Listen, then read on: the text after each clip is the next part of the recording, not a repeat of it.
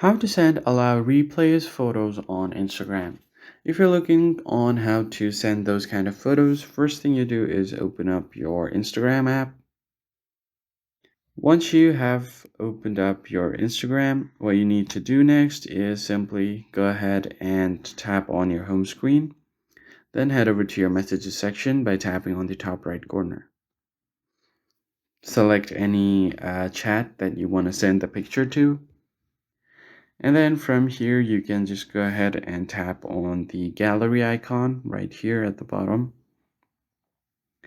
Now simply select the picture, go ahead and tap on it, and then simply tap on next. So you can tap on this to preview your edit, and then you can select how you want to send this. If you want to send this as view once, or you could also choose to allow replay, keep in chat, or view once. So go ahead and tap on allow replay.